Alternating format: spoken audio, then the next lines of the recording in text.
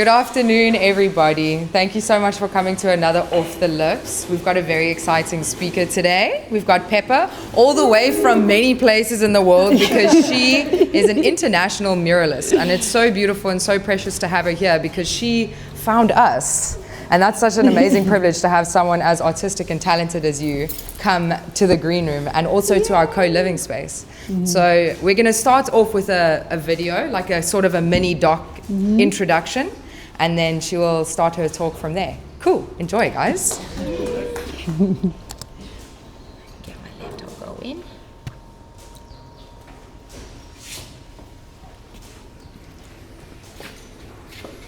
As a young creative, I was told by other people that art could never be a full-time job, that you could never make a living pursuing a creative passion, that art was just a hobby, and that I needed to get a real job and I could just do art on the side.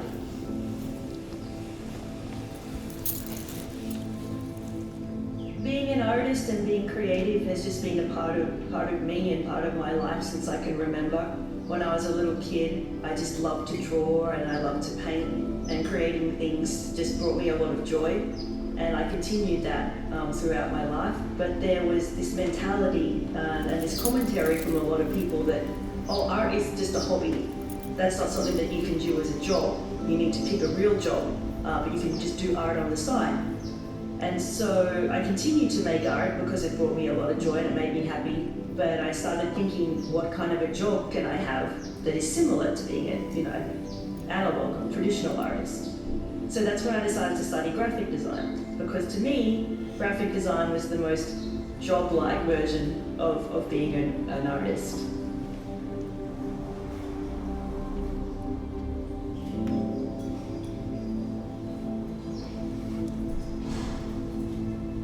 I spent a couple of years working in Australia. Then I got a position with a company that had a head office in San Diego, in California. Throughout that time, I started my own company. I started working independently as a freelance design consultant for a lot of companies. Over time, I started spending less and less time in the office because I realized that even though I loved my job, I loved the creative element of it, I really didn't like the grind. I didn't like the corporate culture. I didn't like going to meetings. And I realized that that wasn't really where I thrived and where I felt the most happy and the most creative. So I started working full-time freelance. And then because of my flexibility, the opportunity came up to move to Costa Rica. I took that opportunity because I was at a point where I really wanted to simplify my life, go back to more of the analog art, and really focus on my other passions in life, which were surfing and riding horses. Riding buses? No. No, that was not it. It was riding horses. Please.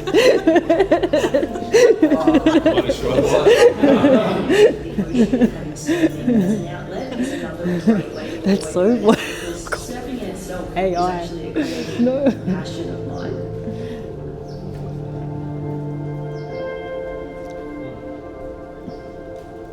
If you look at people, the way they surf, it's kind of similar to being an artist. Everyone's got their own unique style. Everyone rides their own board. Everyone has their own story, the favorite place that they like to surf. Do they like to go left? Do they like to go right? It's like being an artist.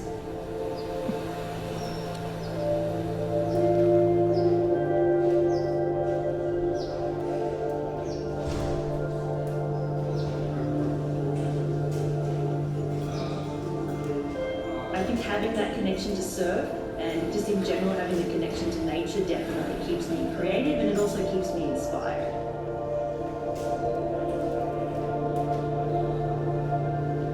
I started painting surfboards. I was painting small-scale canvases and making other small pieces of art, and a shaper who had a surfboard factory there saw him riding my board and asked him, "Oh, hey, you painted your board?" And he said, "Oh, that's my girlfriend's artwork." And so I said, "Oh wow, do you think she'd like to come and meet me and maybe paint some boards?" And it was a really amazing learning experience for me because painting surfboards is very unique. It's not like painting canvases or painting anything else. I learned a lot about creating boards, the art and the creativity and the science that goes into building boards, to shaping boards. At that surfboard factory, I was painting boards. A friend friend who was also shaping there was from Barcelona, and he had a friend come to visit him, and she was an interior designer for a company that was just getting started out in Costa Rica at that time called Selena. She approached me and said that she had a big interior design project coming up and she was looking for a muralist to paint some murals. So I jumped at the opportunity because it sounded incredible, it was what I wanted to do, but I didn't have any experience when I started.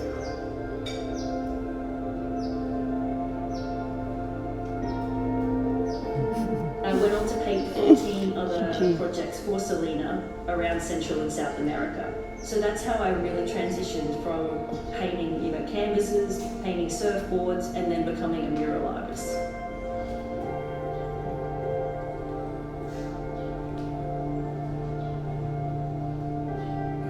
When you're young, you get influenced by outside opinions, and people always have an opinion about art. That's one thing I've learned. They always have an opinion about what you should be creating and how you should be creating it and how you should be living your life. But once you get to a point in your life and your career, you become more comfortable with yourself and who you authentically are and your artistic expression and where you want to take it. You realize that it is possible, and there's so many different paths that you can take creatively and in being an artist.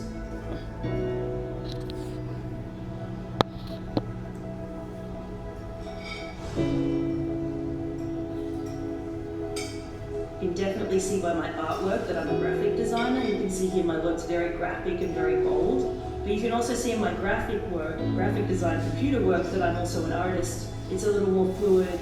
I really like marrying the two techniques and they just kind of flow together. I think being a surfer has definitely influenced my art as well. I use very bright and vibrant colors, a lot of tropical plants and leaves, which is, most of the destinations that I travel to paint are influenced by surfing and by the beach and the plants and the nature that grows there.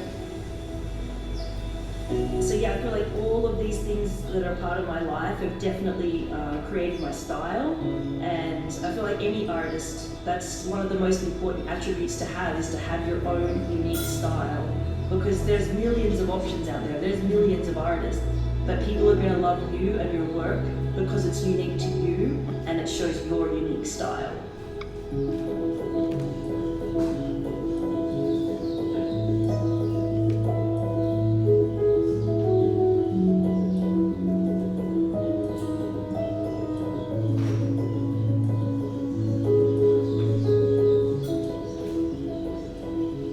I guess my biggest takeaway from this experience of traveling and following my passion and creating and visiting all these places and collaborating with incredible people, it's just really taught me that it is possible to follow your creative passion in life, to choose a path that is very unique and is authentic to you, even if it's perhaps not a path that other people are choosing. Perhaps it's a path that people are telling you, no, you can't do that, oh, but what about the risks, and oh, what are you going to do?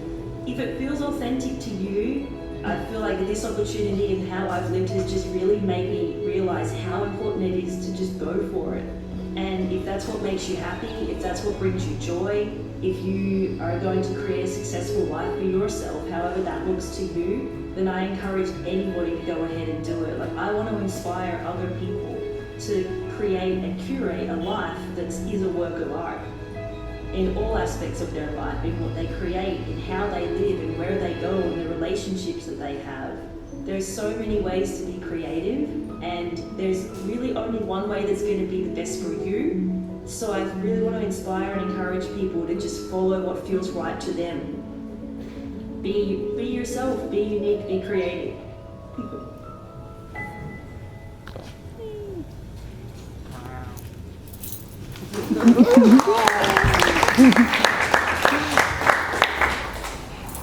So that's like a short doco that I filmed on location. That's in the Azores, the little islands in the middle of the Atlantic that's part of Portugal. That was my first commission in Europe, which was really exciting. And it's super exciting. That was strelitzias, as you could see, like my favorite flowers in the whole wide world. It's like one of my most requested commissions, no matter where I go in the world. And so to come to South Africa, where they're from, and paint them here is so amazing to me. So I'm just so happy to be here. Thank you so much for having me. I want this to be more of like a conversation and a dialogue than a monologue. I don't just want to like stand here and talk. So I don't know if you guys have any questions after that, or questions for me in general about art and life and surf, or anything that you want to talk about. I'm curious, what is the biggest mural you've painted, and what was it of? That was pretty big. I can't remember the square meterage of that, but I think it was like 60 square meters maybe. It was like wide more so than tall. But the biggest one I ever painted was in Costa Rica. It was for Nissan, the car company, and I was actually on a crane to paint it. Like, it was pretty wild. I had to wear like all the gear and be like harnessed in and all of that, and like get craned up. And yeah, I've got photos of it I can show you. But yeah, that was the biggest one, and that was a collaboration with 2 other artists because it was so huge I couldn't have done it by myself. But yeah, that was by far like the biggest. But yeah, this one was pretty big as well. Like, yeah. Now that you've become like successful, do you think a lot of the self-doubt has gone away, and a lot of the like questions from other people have kind of gone away now that you've kind of proved them wrong in a way? I think that it's a very human thing to suffer from imposter syndrome, right? I feel like no matter where you're at in life or what like you're perceived, like that word success is like such a loaded word, I feel. There's still, I feel like you're going to have doubt at some point, no matter what, but it just gets more manageable, I guess you could say, or it becomes quieter. Like in the beginning, like I'll never forget the first project that I drove out to in Costa Rica, which was after my friend Ingrid, the interior designer, discovered me painting boards. And I was driving to the first location of Selena in Costa Rica to paint with her. And I'd never painted a mural before. Like, I've been painting my whole life, but a wall, never. And I'll never forget like just the commentary that was going through my head as I was driving. I had my little dog on my lap. And it was just like, oh, you can't do this. Like, who do you think you are? You've never painted a mural before. What if you fuck up? All of it. And it was just like the whole time. But then I got there and it was just the most incredible place. It was the most amazing group of people.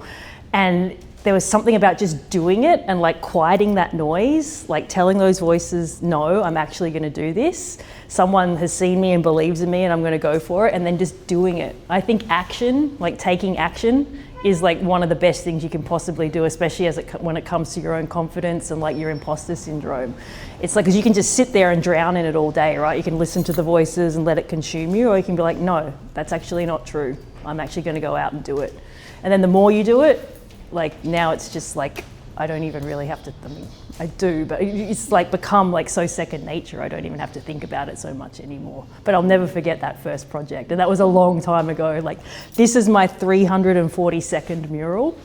Wow. So after 342 times of doing something, you kind of just, you get into like, okay, it's just like becomes second nature. But yeah, in the beginning, it's always there, right? And it's not just with art. I feel like it's anything you do. It's like building confidence. It's building a skill. You got to put the reps in. You got to put the hours in. You got to keep going and just tell that little voice in your head to shut up every once in a while. Yeah.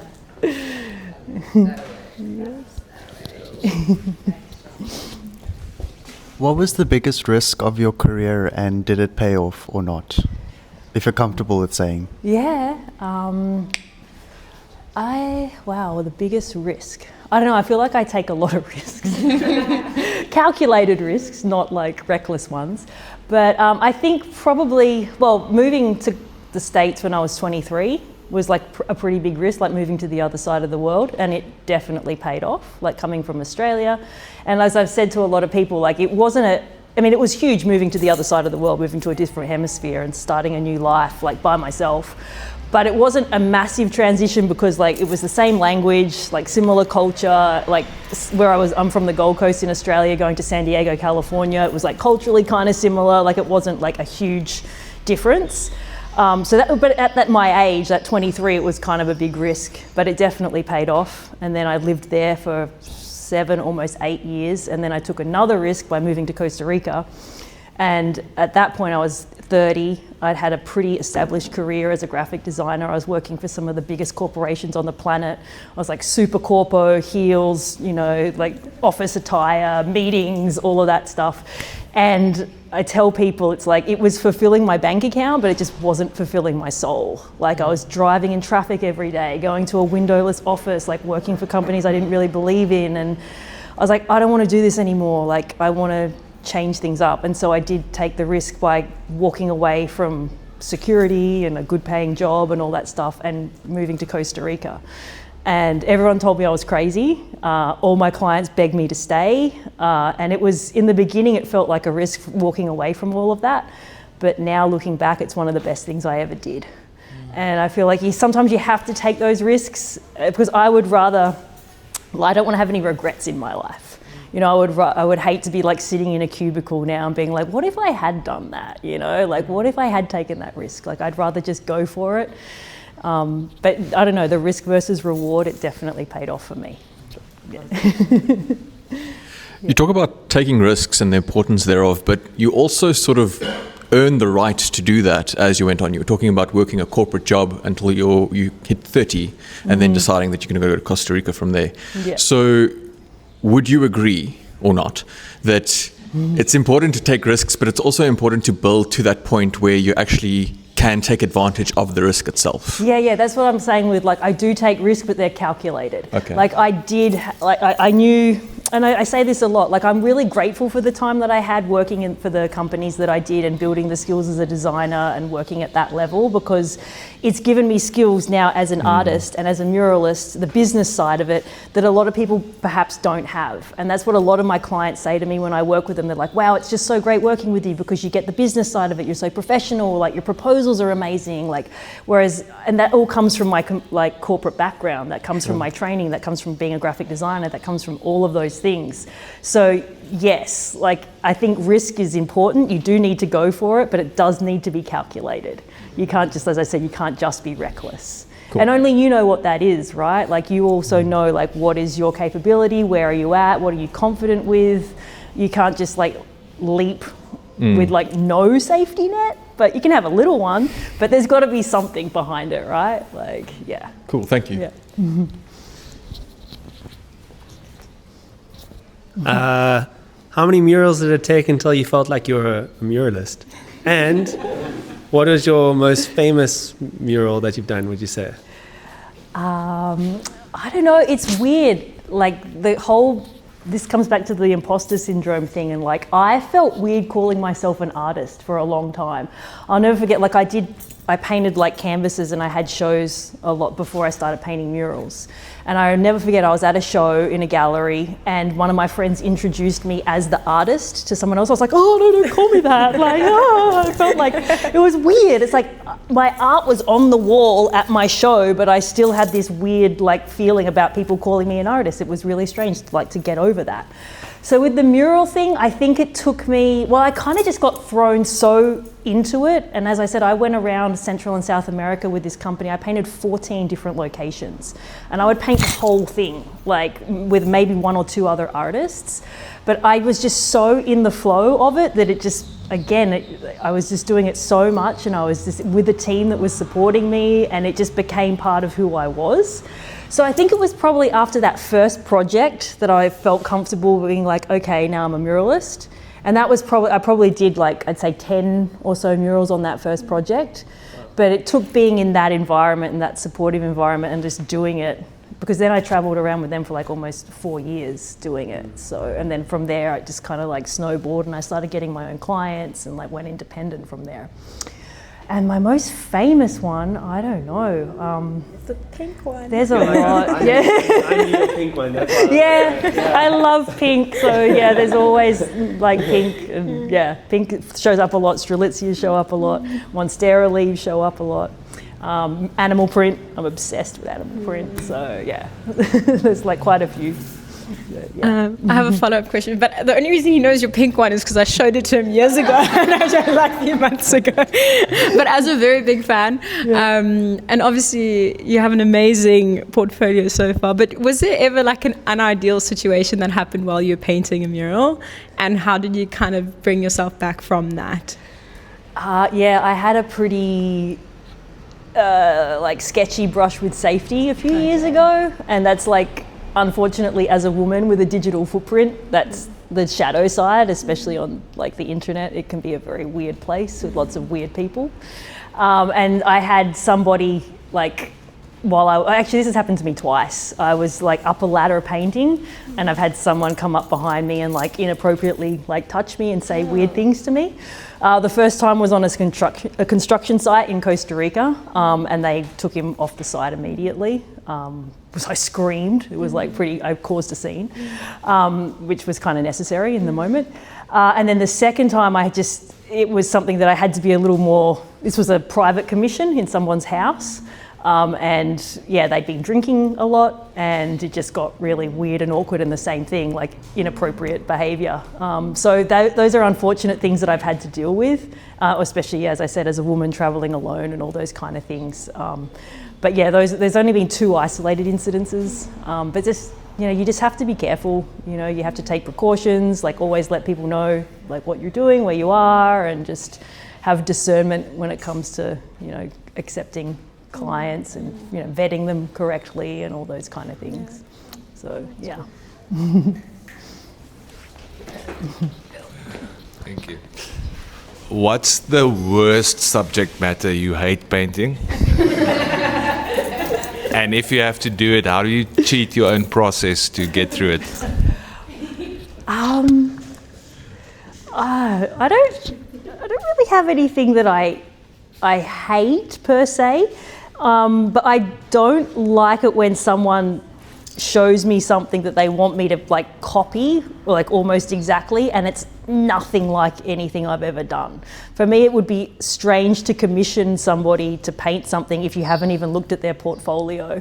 So I say no now to projects a lot more than I say yes, like for that reason, because I'm also at a point where I want it to be a very reciprocal exchange. I want to be enthusiastic about what I'm doing. I want it to feel good. I want to be happy with what I'm painting, and I want it to feel like a very collaborative process.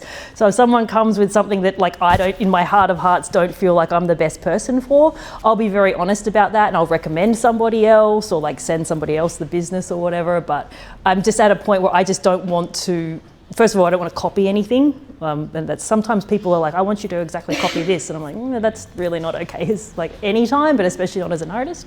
And then I just don't want to do things that I don't personally feel are going to, because I don't want to go to a wall and be like, oh God, like, I don't have to do this or whatever. Like, I want to feel good about it. I want to feel inspired and enthusiastic about it, because you can feel it. And I want to make sure that that's a true, like, authentic exchange when I'm doing it. So, yeah.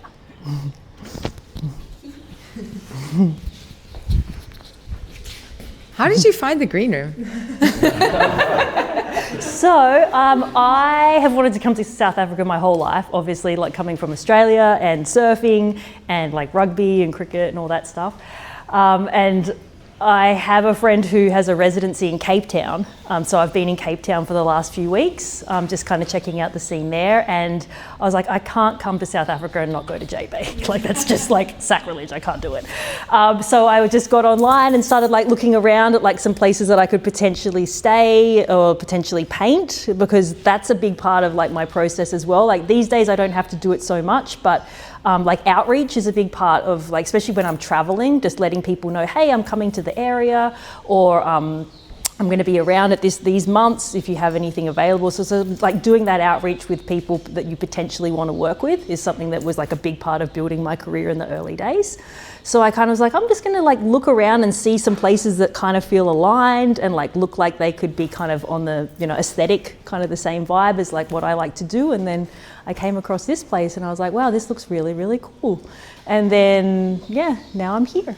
So Thank you. That's how it happened. If we don't have one more question. Whoa. So is there a dream location that you hope to paint a mural one day? Well, I'm only missing. Well, I'm going to Australia, back to Australia in July, and that is going to be my first mural in Australia, which is crazy. Wow. And that's also going to be my first mural on the Australian continent. So after Australia, my only 2 continents I haven't painted on are Asia and Antarctica. So I need to cross those off. So if anyone knows of anyone with a wall in Antarctica, that might be hard. I'm pretty sure I can pull off Asia, but I'm like, okay, are there even any walls in Antarctica that aren't made of ice? I don't know. So yeah, Asia's definitely on the horizon just because I want to get all the continents. I think that personally that would be kind of cool. I think it would be kind of a milestone for me. So yeah, that's yeah. Do you have a question? Yeah. Love. I got a question. Yeah. It's a silly question. Is that your painting outfit or is it the arty pants? Because it's quite cool. Yeah. No, it's so funny. Like I wear my paint clothes out, like after I'm working, if I'm going to grab a sandwich or whatever, and people are like, "Wow, that's so cool. Where'd you get it?" I'm like, "Dude, these are my work clothes." It's like, but yeah, but the paint is like so perfect. It's like I just go like that. Like, and it's funny. Like I've got so many of these, like all over the world, and judging by the palette, I can always remember, oh, I was here when I painted that, and oh, I wore this when I was there and painted it. So like, it's kind of a nice little like archive reminder of all the murals I've painted over the years, yeah. But I love my painting clothes, and the onesies is awesome, like lots of pockets, like works, and then I can just throw this on, and yeah. Not a question, more of a statement. Yeah. For someone who, based on your reaction when you said it on the video, somebody who doesn't seem that confident in your ability to ride a horse, that was really impressive, riding with a surfboard, and that was bad. Yeah, I mean, that was, like I said, it's one of the main reasons I moved to Costa Rica is because I really wanted to focus on like my surfing and riding horses. I was obsessed with horses when I was a little girl. And when I moved to Costa Rica, I finally had the opportunity to like own one. And so that was Lizano, my horse. I had him for 7 years, and it was just like magic, just like riding him around with my dogs, just riding on the beach, riding through the jungle, like going checking the surf. Like, yeah, it was like a magical time of my life. Like super awesome. Yeah. Oh my goodness. Okay, friends. Yeah, you can ask one more question. What would you say to a young person trying to find their creative expression and their journey through it? I would say depending on what your medium is, like for example, if you're a painter like me, like just paint everything you possibly can. Because you just never know where it's going to take you. Like standing here now, I'm 45, and I would never have been able to articulate my life if you'd asked me when I was 20, what are you going to be doing or what would you love to do? But I'm literally living my dream life. But I could never have articulated. It was just because I knew that I wanted to be an artist. I knew I wanted to travel. I knew I wanted to surf. And just knowing that was enough. You don't have to get too attached to the outcome and the exact path that it's going to be. I'm going to do this, and then I'm going to do this, and then I'm going to do this. You just have to know in general, okay, I want to be an artist. I want to create. I want to paint. And just keep like taking those little opportunities as they come, because that's what happened with me. It's like I moved to California, then I moved to Costa Rica, then I started painting surfboards, then I started painting murals. Like it just, but I never knew that that's how it was going to happen. When I was in design school in Australia, when I was, in 19, 20, if you told me, oh, when you're 45, you're going to be standing at J-Bay painting your 342nd mural, I would be like, what? Like, that sounds really cool, but I would never have been able to have figured out how to do it. So you've got to know what you want to do. You've got to follow your creative passion. You've got to practice your skill. Like whatever your medium is, you've got to have some talent. You can't just like only have aspirations. And the thing with painting and most creative pursuits, like it is a skill that can be built. The more you practice, the more you do it, the more competent you're going to get at it. And that builds your confidence. Being able to draw a straight line, like all those little mini things. If you keep practicing it, and then keep following the little threads that life gives you, it's gonna work out, and probably way better than you could have ever imagined, like it has for me. So. Thank you.